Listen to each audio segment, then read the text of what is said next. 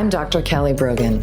You may know me as a New York Times bestselling author of a book with an exploding pill on the cover, renegade psychiatrist, pole dancer, or honorary member of the Disinformation Dozen. What can I say? I'm a born provocateur. I've spent most of my recent life exposing deceptions, connecting dots, and discovering the secret places my inner victim is still waiting to be liberated. And now I feel called to help you reclaim all of your parts, your health, your sexuality, your power, and your expression, so that you can finally truly own yourself. I want to ignite in you that inner knowing and the pulsing vitality that lives beneath your disempowerment, disconnection, and resentment, so that you can audaciously, courageously, and playfully alchemize your struggle into the specific pleasure of who you are. This is Reclamation Radio. Hi, and welcome back to Reclamation Radio. I am Dr. Kelly Brogan, and I am here with my new friend and ally, Jessica Zweig. And she is perhaps more popularly known as a spiritual hustler. And we're going to get into that and unpack what that means. I have just finished her new book called The Light Work: Reclaim Your Feminine Power, Live Your Cosmic Truth, and Illuminate the World. And I loved reading this for so many reasons on the meta, because there is so much overlap, and I want to dive into that in a moment.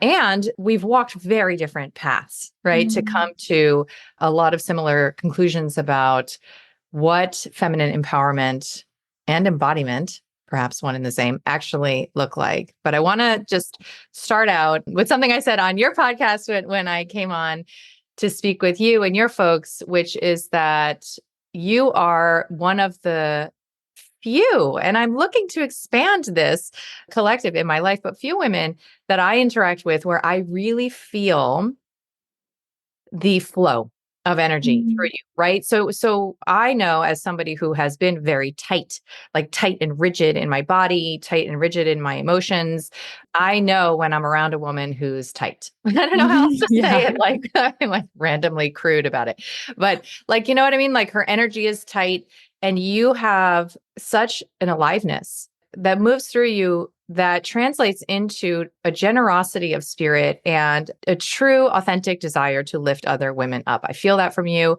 And it means that you have worked on your sister/mother wound to a great extent. And that is really why I love talking to you.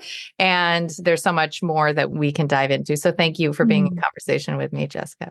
Thank you for having me here, Kelly. I'm literally tearing up. And we definitely have crossed paths at a very interesting time, I think, for both of our journeys. And we have a lot of meta, same overlap in our mission and what we're trying to impart onto other women. And I just fully receive that. That's one of the divine embodiments of feminine wealth, is the simple power to receive in your body and in your heart when someone offers you a gift of any kind or a generous opportunity, whether it's in words or connection or something like being on a podcast. So I just receive everything you just said in my soul. Thank you. Oh, absolutely. Absolutely. And yes, I want to get into these codes that you reference. And there's so many different topics that we could explore from your book and through the lens that you bring to the table on this subject. I told you I want to rein it in, and I want to really focus on something that I know a lot of my listeners are deprogramming themselves around. And that is this idea of wealth, and perhaps even a more specific extension of that conversation, which is female entrepreneurship. So I've been speaking to that subject myself as somebody who was very twisted up about it, very confused. I think most doctors are, right? Because we're supposed to be philanthropists and doing this out of the goodness of our heart to help other people. But then we also run businesses, and nobody ever acknowledges that in our entire training. Yeah. And so that conflict between service and prosperity is very baked in. And I know it is for a lot of folks in the healer, facilitator, light worker, starseed realm, right? There is this idea that it is potentially shameful or at least non-virtuous to even have a relationship, an intentional relationship to currency, right? To money, to exchanges. And I want to start out with sort of a potentially provocative question, which is just, why do you feel like it's important that women are wealthy in this moment in time? When women have money, I say this a lot, women have power. Money and power, whether we like that fact or not, is a reality that exists here in the 3D, that when those two things are conjoined, you have power. They are connected. I feel very strongly about empowering women to know their value, to take control of their narratives, and to really step forward into their full worth and to make money in the highest right relationship to Gaia, which isn't about me, my own bottom line. I have a lot of issues with the manifestation space, like all these women talking we'll get about into that. making money just to like have the car and travel and buy the shoes. Like that is so not my vibe. I'm here for it. I like nice things. I like luxury. I like to travel myself in style, but it's like, for what? If it's all for you, the consumptionism, the materialism on this planet. And I'm here to open up women's eyes that it's our job to be wealthy. It's our job to live and thrive so that we can be of service. And that's really a long-winded answer to your question, but I love the question. So I'm going to play a little devil's advocate that I know you're going to get with, which is that I trained in my medical training. I thought that I was going to be an OBGYN for a hot minute. And all of the resident physicians and attending physicians in that rotation in med school were women. And the reason that I chose not to do that, but instead to become a reproductive psychiatrist and specialize in the same demographic, the same population, but with, a very different culture, is because of what those women were like, right? Like they were some nasty bitches. And there is a version of a woman with power, right? That is the hustler, right? That is the masculinized, and not to use that pejoratively, but to reference in potentially, again, by design. I think all of this is by design. This exaggerated, amplified yang energy. What I came away feeling was like, wow, they're almost worse than if men were in that very same position. And I know that what you're inviting women to explore and why you call it spiritual hustling, right, is a different relationship to the opportunity to experience wealth, power, influence, and impact. Yes. Right. So that caveat seems really essential to me, so that, and obviously this is like the high horse I'm on these days as a recovering feminist, right? Like that seems like, ladies, right? Like we have an opportunity here, and we embrace that opportunity when we take our feminine nature, our feminine essence, yes, and put it at the foreground of our focus. So what do you mean? And what have you learned even through your own, right? So you have a similar path, right? Through your own relationship to earning, right? And business. What do you mean by, spiritual hustling versus just plain old hustling, which we are good at? We are good at this, right? And we're recognizing that there is something very hollow and maybe worse, right? That there's a lot of bitterness and disappointment and burnout at the core of that kind of hustling. And you're advocating, I know, for something different. So I wonder if you could speak to that. I can speak to that forever because it's my story. You said something to me at the beginning of this conversation, Kelly, which meant so much to me. You seem so in your flow. You said something about the softness that you feel in me and our energy exchange as two women that are both very much in their power. Those women that you were talking about at the OBGYN situation that you wanted nothing to do with, granted, I've been in marketing, branding, and business in a different sector, but I was that woman. I was the hustling, competitive, scarcely driven, killing it though. It's important to note that I went to school for theater. I was an artist for a while. Then I became an entrepreneur. My first business bellied up. I went broke after 7 years of trying to run this online business. literally broke at 33 years old, had to ask my parents to help me pay my phone bill because AT&T was going to shut off my phone. Picked myself up off the floor from that rock bottom scarcity, which went on to live in my body and as a trauma response. And then started my second business by the grace of some spark of inspiration and insanity that was like, okay, I'm going to try this go again at entrepreneurship. And I hit it.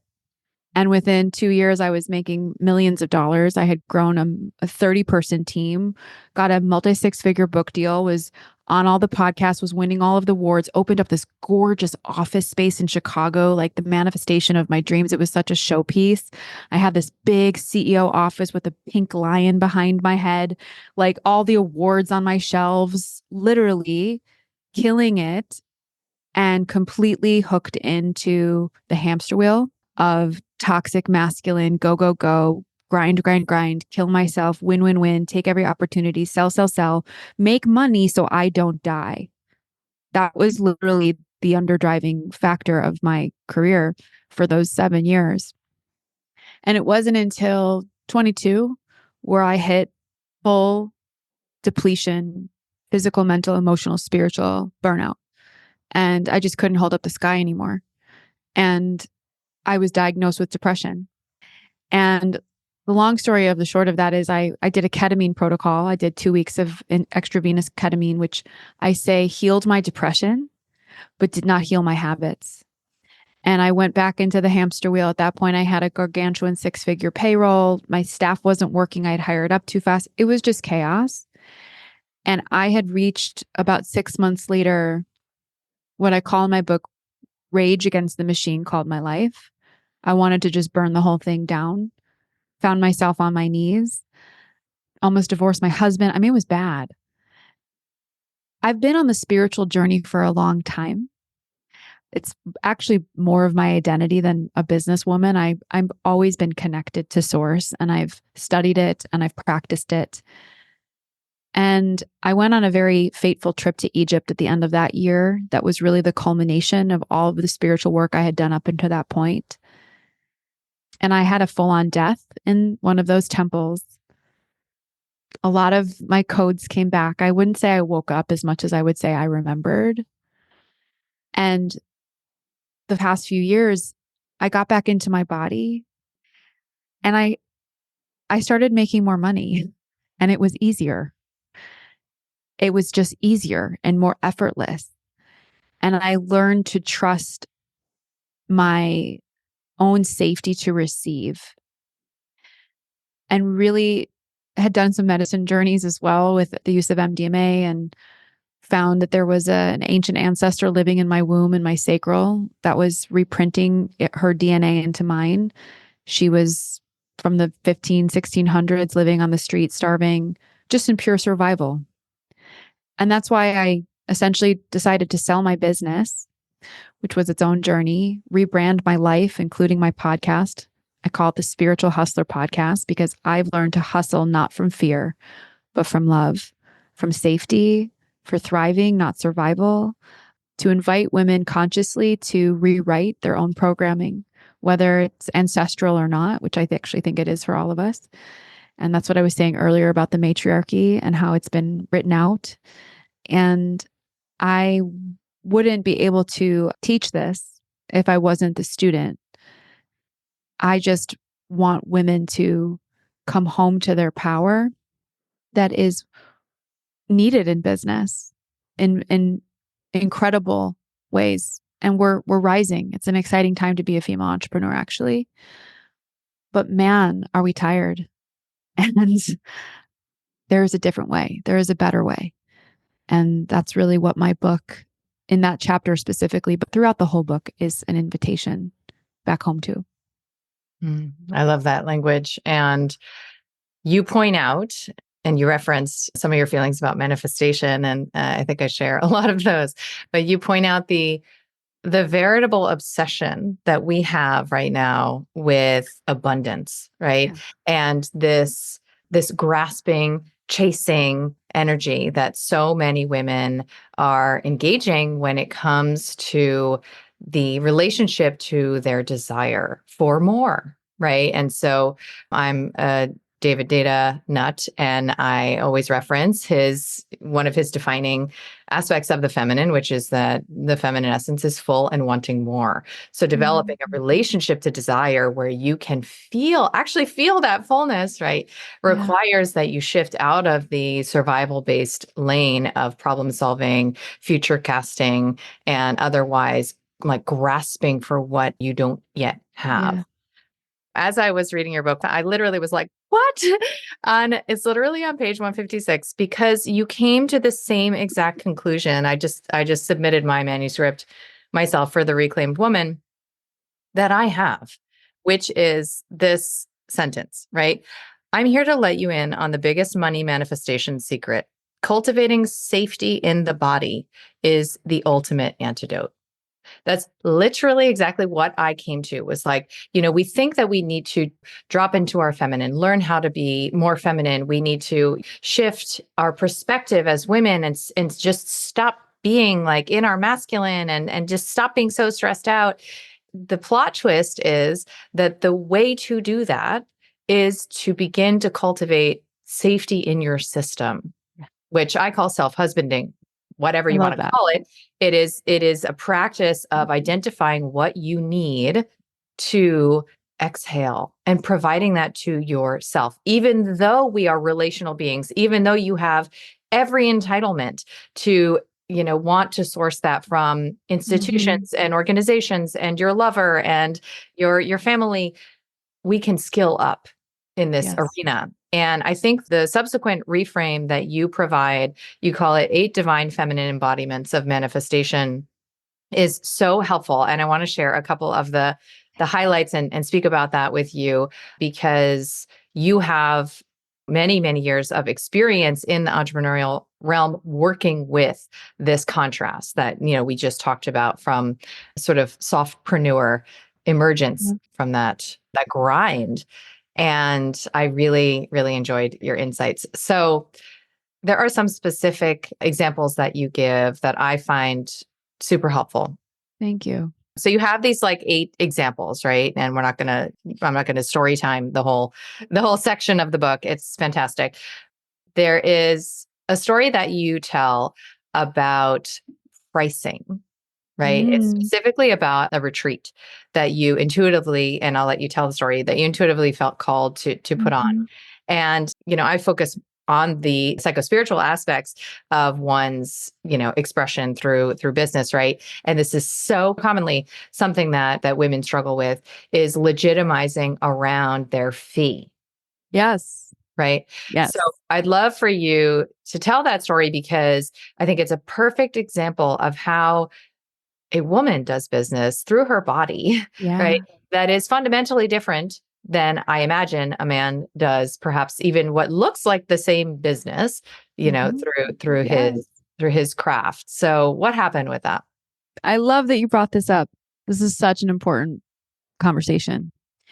So I'd been running my agency, burning myself out in the 9-to-5 grind. And one day, this was late 22, as I was healing, I said to myself, I want to host a retreat for women. I had done a few years ago. Nothing I love more than being in community with women. Literally, there's no better thing in life. And I just wanted to host this for myself so that I could nourish my soul and pour into who was coming. But I knew this was going to light me up. I felt it in my body. And I got a little ping from Spirit. I had no plan for the dates, the location. I knew I was going to maybe host it in Nashville, where I was living. And I got on stories and I said, who would want to come to a retreat? Sign up here for a wait list. Got a couple hundred women to sign up for this little list. And I was thinking about retreats. Okay, so I was using my cognitive, kind of like rational, logical perspective of what retreats cost, what else is out there on the market. The common going rate for a trip like this would be around $5,000. I sat with that number. I was in my backyard. I was just outside in nature with my feet on the ground. And I couldn't hold that number in my body. I felt heavy. And I knew that I was going to want to host this retreat somewhere magnificent. I didn't want to cheap out on luck. Like I said earlier, I like nice things. I want to host retreats how I like to travel. I want it to be bougie. Okay, so I went up to $10,000 in my mind. I was just first starting with the fee of what it would take for Jessica to truly enjoy this and to deliver something she felt was in alignment with what she knew she could offer. And the number 10,000 didn't really sit right either. I was like, it's going to take me 8 months, 9 months to produce this. I have to hire a small team to help me do this. I don't want to skimp out on like meals. I wanted some extra cash and, overflow for experiences, bring in a healer. Like I was really just, again, no spreadsheet, just sitting there in my brain and my heart visioning it. And then the number went up to 15,000 in my body. Before I kind of tell you what happened, Kelly, going back to the safety in the body being the ultimate antidote. And thank you for reading that line back. I've done all the manifestation stuff. I've made the mood boards. I've watched The Secret. I've taken the courses on neuroplasticity and rewiring your brain, visualization. It's the content. It's not the context. It's half the story. We have to know in our bodies that we are capable of receiving abundance in the first place. That's where it starts. And that was one of the first, it was a kind of the edge of my activation, my healing, my feminine, that I really played with that. I had nothing written on a Google Doc. Like this was all in my body. And I said, okay, 15,000, that feels good. It feels a little scary. That might freak people out. But I also wanted to call in women that were also in their abundance, that were also willing to invest in themselves, that were going to trust their own bodies, that this was a yes.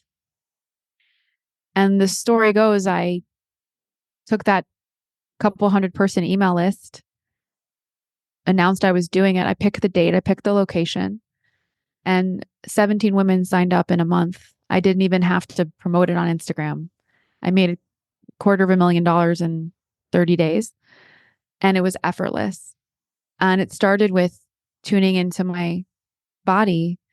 And what's been really beautiful is that the women that I've called in for my retreats have been such mirrors for me and for the other women that come through.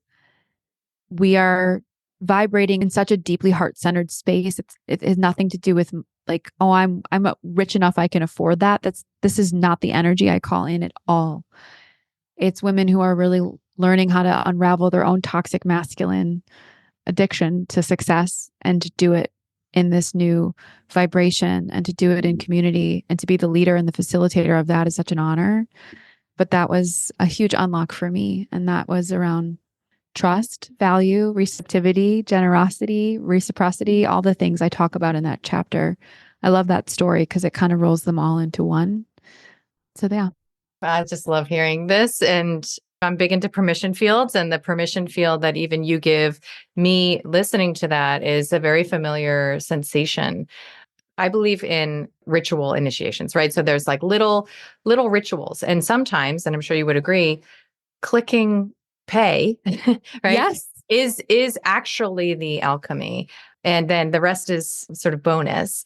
I remember I was with my girlfriends in LA, and we were shopping, and we went into this store in Santa Monica called Flannel, I remember. And I was looking around, and there was like a little sale rack, and I found this silk dress that I thought was absolutely fabulous. So I have a very intuitive relationship with money, and I've never had a budget, for better or for worse. And I also always seem to have exactly what I need and more, right? So I did not check the price of this dress.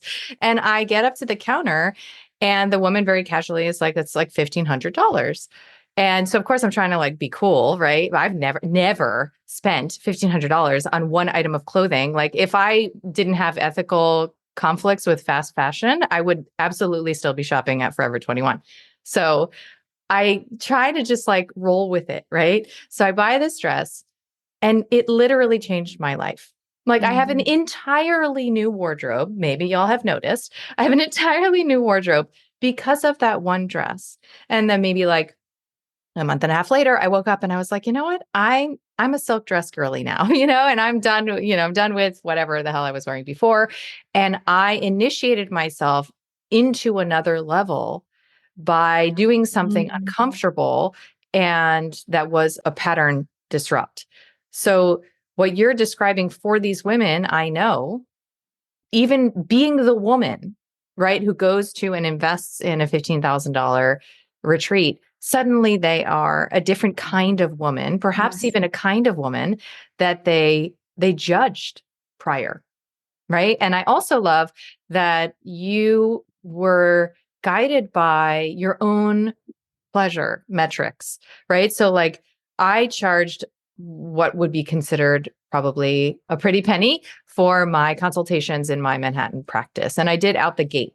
And I always was very legitimized in that. And part of why I did that was because if a patient was going to be unappreciative or not necessarily grateful, I wanted to not resent the amount of time, attention, passion, and effort I put into their case, like starting with the 2-hour plus consultation, right? So I knew that there wasn't a covert exchange of, oh, and they have to appreciate me too, right? Yes. That's baked into the cost. So I charged enough where even if we didn't vibe necessarily, I still felt balanced in the transaction. But that's sort of like avoiding resentment, right? And it's related, but what you're modeling is this needs to feel like the energy can move through me, like it can flow, and this is going to be pleasurable for me and therefore for every single person who is in the room. And that is it's the shift into the lived and embodied abundant psychology. I absolutely love that. I appreciate that.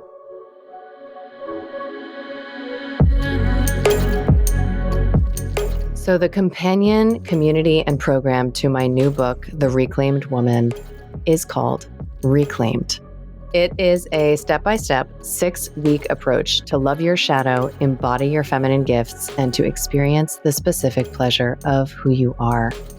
If you have followed all the good independent girl rules and you still feel overwhelmed, resentful, and disappointed, you may think that you need to practice or learn or study how to be more soft, slow, abundant, and pleasure-led as a feminine woman.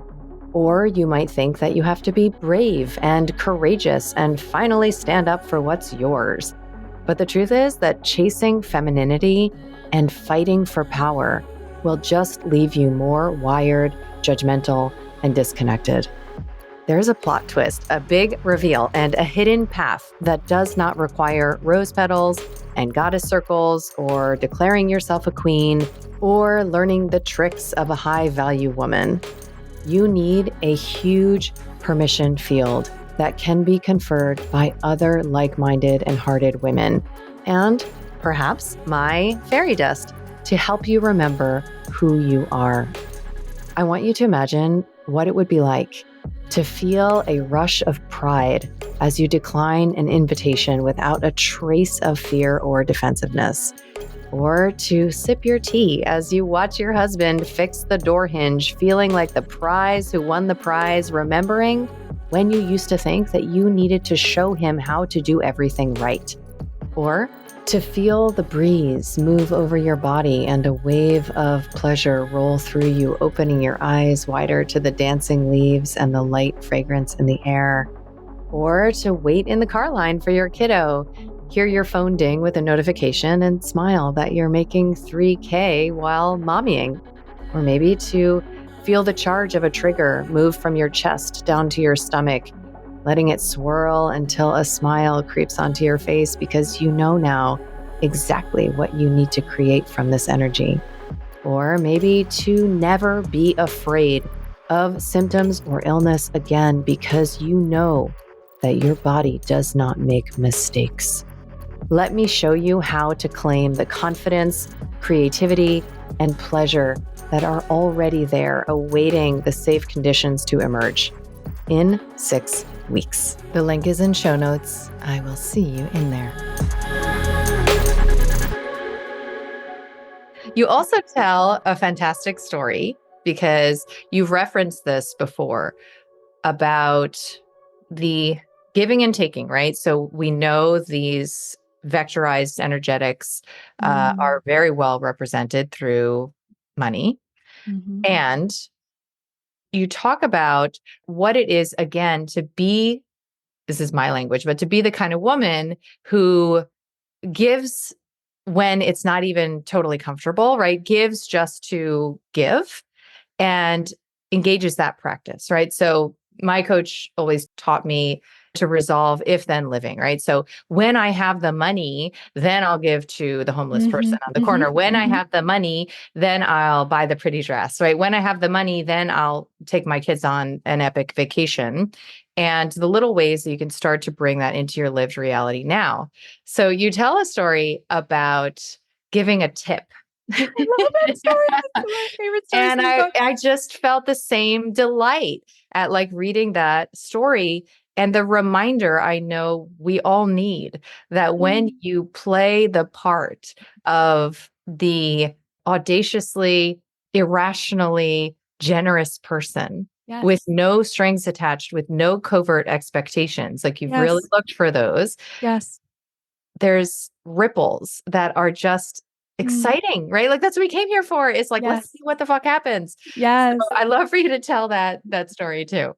As you're talking, my whole body is vibrating and I can feel my heart expanding. And this is what I'm talking about. It creates this fountain of abundance for frequency of the world. Like it's so much bigger than you rounding up, it's when you really set intention behind it. And so it's important to note that I was a waitress for 10 years. I worked in the service industry. I cocktailed, I bartended, I did the whole industry. So my heart is in that world like forever. And I was in Chicago. I love to take myself out on dates, even though I'm married and I have a wonderful husband. I love my alone time and we're very autonomous. So I literally take myself out on dinner dates once in a while. Wanted to go to the hottest restaurant in Chicago, so couldn't get a reservation. So I show up at like 4:55. The doors open at 5 p.m. There's already a line around the block. I'm like, damn it, I just wanted to sit at the bar. Get to the host stand. There's a table for one left. Typically when I go out, I like to sit at the bar, but I'm like, okay, I'll take a table. I have a book with me. I'm like, a waitresses or a server is a kind of worst nightmare. Like, oh, I've served this one person. My bill isn't going to be very high. Like I know the psychology. This server, her name was Lee. Shout out to Lee. Hopefully, maybe one day she'll hear this, read my book.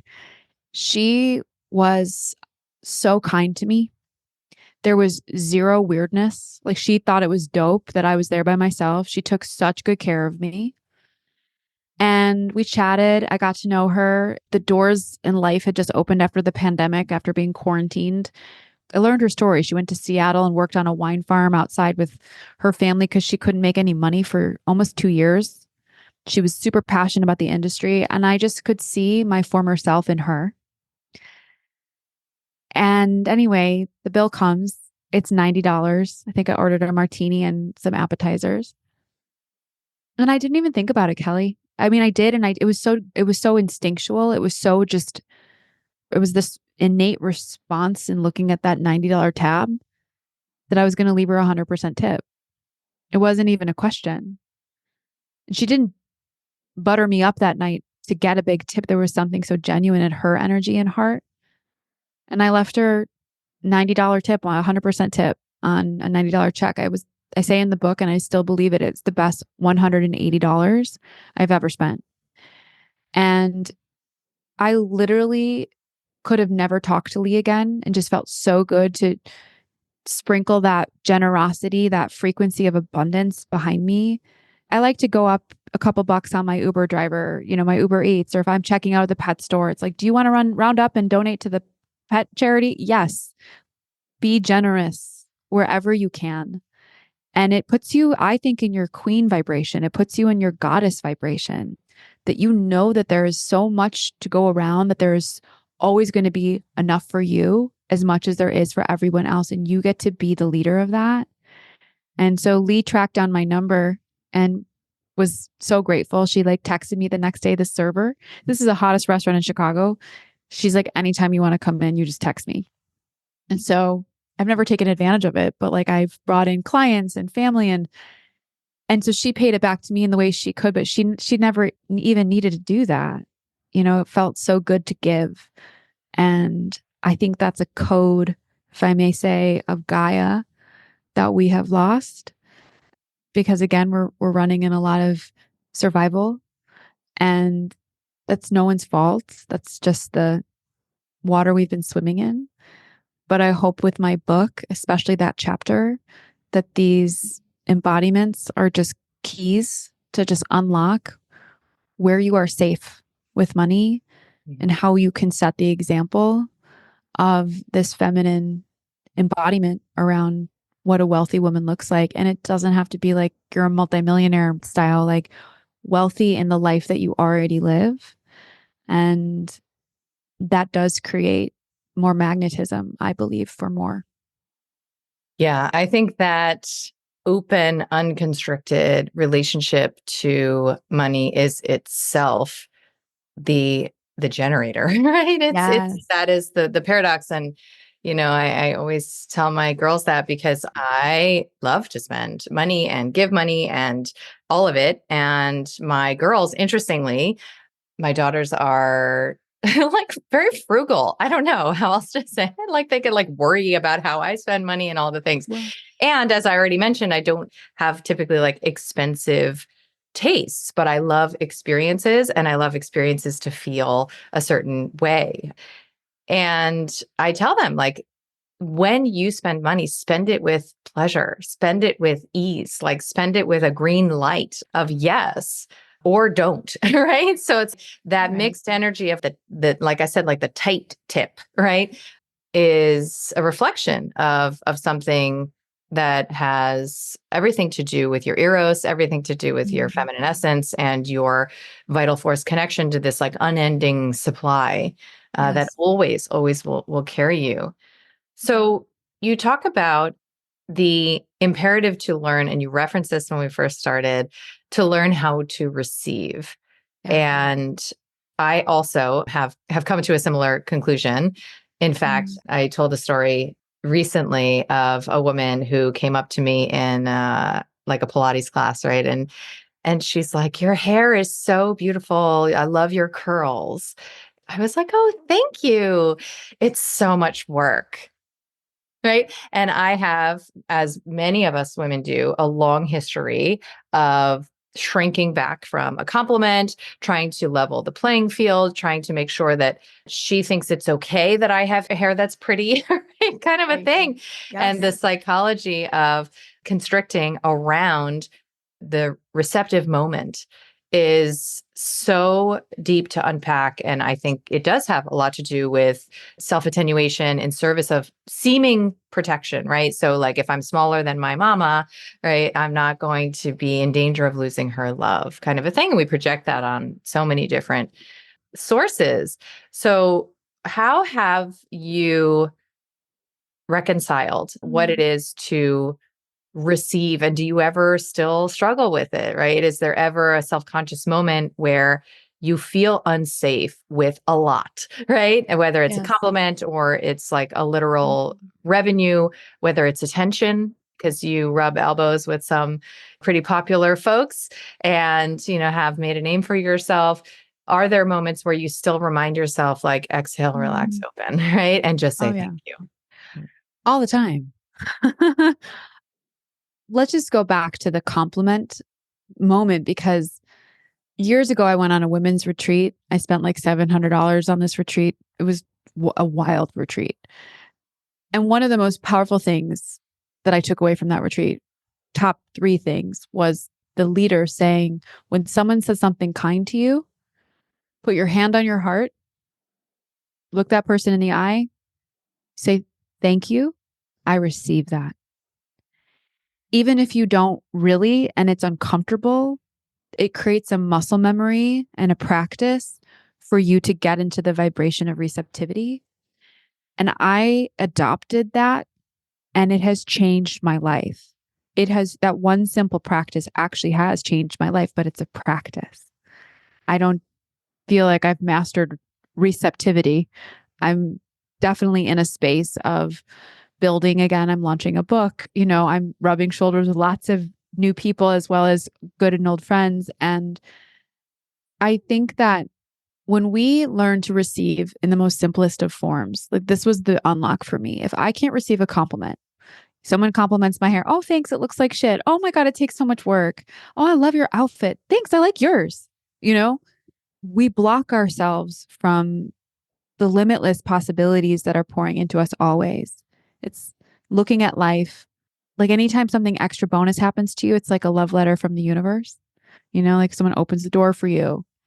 If the waiter gets your order wrong and brings you an extra side of fries, like I say in my book, it's like, thank you. Yes, more, please. That has been a practice for me because it is so deeply etched in my DNA. I talk a lot about my family in the book. They were Holocaust survivors. Like it runs deep, deep, deep in my DNA to survive. And I have definitely reprogrammed a lot of that. But I have to put in place practices where I breathe, I meditate, I commune with spirit, I go into my most intimate, trusted best friend circles and let them hear the anxiety and have them reflect and hold me back up again. When we put ourselves out there, when we want to co-create a big life, it's inevitably always going to test our trust in ourselves that we deserve it, especially the higher we rise or the more compliments we get or the more money we make. I think we always have to work on increasing our capacity to hold it. Your shadows are always going to arise. It's so funny. All the women that have come to my retreats, I've served now lots and lots of women. I'll reconnect with them and it's been months or a year and I'll say something kind to them and they say, thank you, I received that because I taught that at my retreat.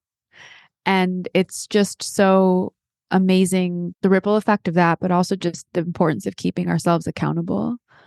I totally struggle with it. I have days where I'm like, did I just say that? Or do I belong at this event or what? Whatever it is. But I have new tools now and I know how to come home to myself and come back into my body because I left it for so long. I say this in my book, I'm here to be your sister. I'm here to be your guide and your teacher, but I'm still a student and I am not your guru. I really decided to get naked in this book, if you can tell, with all of my personal stories and heartbreaks, failures, and traumas in a way I've never shared, as an invitation, like I said, in a mirror for other women to see themselves, hopefully in me, and to know that none of us are alone in this journey called embodying our feminine and remembering who we are and feeling safe to receive all of that which we want. Yeah, it's such a gift, as you know, to practice, Yeah. receiving in that way. I was just at my girlfriend Melly's house and she has cats and I had a lot of extra cat stuff, right? So that my cats aren't using. So I brought over this like cute cat tree and this little smushy cat bed or whatever. And her two cats immediately, one like curled up in the cat bed immediately, and the other scales the cat tree and plops himself on the top of it. And the pleasure that I experienced that these Yeah. cats received my gift Yeah. in that way, it's like unparalleled. So when we remember that it's built that way, right? That when we offer, especially woman to woman, right? But I Yeah. guess woman to cat is the same thing. When we offer to fully receive and open to that, it closes the circle, right? That in Yeah. and of itself is the nature of the exchange and this sacred transaction, if you will. So I love Yeah. that reminder, and it's absolutely a practice for me as well. A lot of Mhm. unlearning of that reflex of smalling, for sure. I want to speak a little bit before we close on what I referenced earlier, the sticking point for a lot of the women that I work with, a lot who are either coaches or credentialed practitioners, which is the seeming conflict between service and selling, right? And how you would advise, women to begin to enjoy the marriage of Mhm. those two forces, right? That you can be a good girl who's doing her part to help others and come from this drive to pay it forward. Because I do believe I can speak as a woman. I don't know, maybe men are wired this way as well, but I know all of the thousands of women I've watched reclaim themselves from the health space. The first thing they do is pay it forward, right? So the first thing they do is make sure, that they are in service, that they're spreading the good word. It's in our nature. I do believe when unencumbered by a lot of these survival based programs. It's funny you asked this question. It's very timely because I'm creating all of these new programs myself and have been wanting to reach more people, be more accessible. A couple things. When we are coming from a place of service, truly, I believe that there is no higher joy.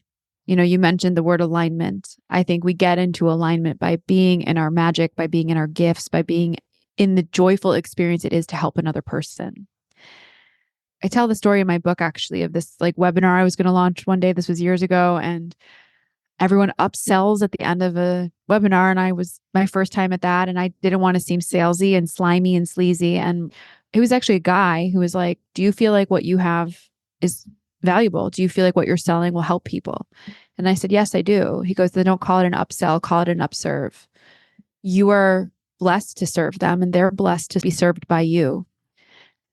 Another thing that we forget, and I said this in my first book, B, and I reiterated this my entire career, and I say this again in my new book, The Light Work, by virtue of the fact that there is only one you, like you literally have a one of a kind, 1 in 8 billion DNA codes of life experience, trauma, learnings, lessons, triumphs, success, etc., stories, friends, families, schooling, environment. Like you have a one of a kind treasure of value.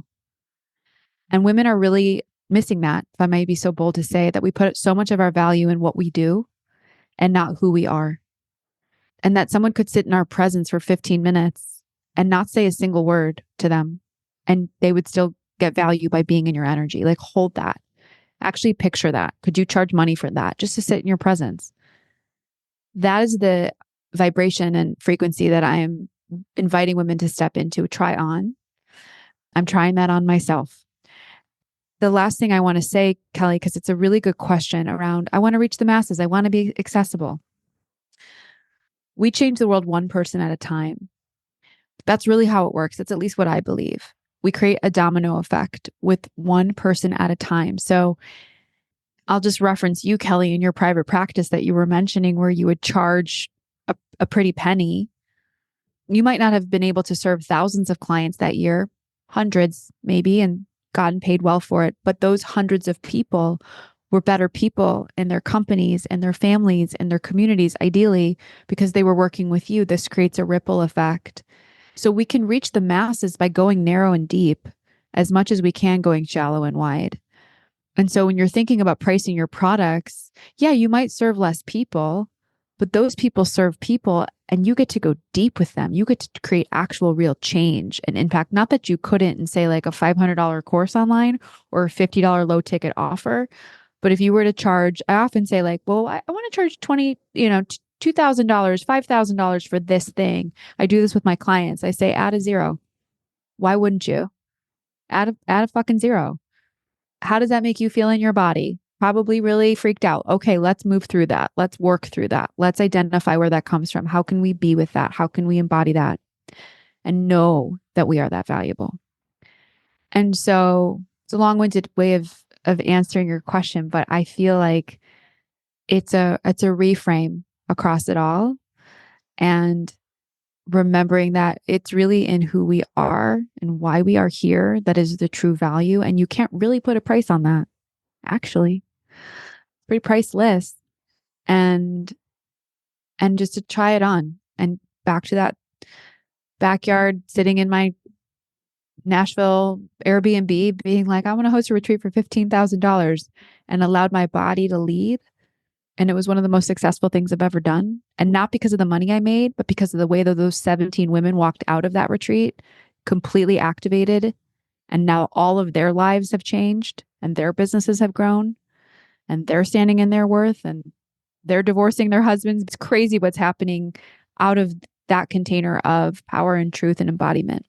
So Absolutely. And I had the same experience even with my own in-person event that the, VIP gals, I mean, we're still hearing about the transformation, and it's just this multi-layered relationship to self-worth that is authentic, right? Because if you're divided, it's felt, right? So you got to get totally on board and totally in line with exactly what you said. I call it sacred prostitution, which is that in so many ways you're selling your energy, and your energy is yours alone and is whatever you value it at, right? And so the coherence in that experience is the journey, itself. So I love this conversation. Thank you so much for blazing this trail for us gals.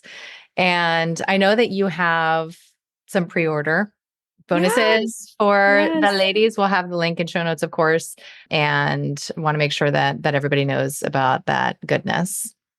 Yeah, if you just quickly go to thelightworkbook.com. It's very simple, thelightworkbook.com. You buy one copy of the book, you get a ticket to my live virtual Lionsgate 888 event with Michael Beckwith, Koya Webb, Daniel Page. We're coming at you live in studio, but virtual, so you can tune in from anywhere. That's going to be a magical event. We're opening up the portal of manifestation and activation in a galactic kind of truthful, embodied way. You get access to a portion of the book. I'm giving you a free look at the Lightworkers Toolkit, 2 live group coaching calls with me, and a brand new personal branding masterclass called How to Take Your Brand from the 3D to the 5D. It's pretty dope. I've never released it before. Really walking you through the feminine values of magnetism and how you build a brand. It's amazing. You get all of that for just one book. That is seriously generous. Make me look like a pauper. My pre-order helped you, Kelly. We got you. I got you. We'll talk. Good. So good. Thank you, woman. Thank you, woman, for having me. You're a queen in this world of renegades, trailblazers, truth tellers, thought leaders, and a sister, like a down home woman for women. And I learn every time I'm in your energy as well. And so thank you for having me on your podcast. This was truly an honor. Oh, amazing.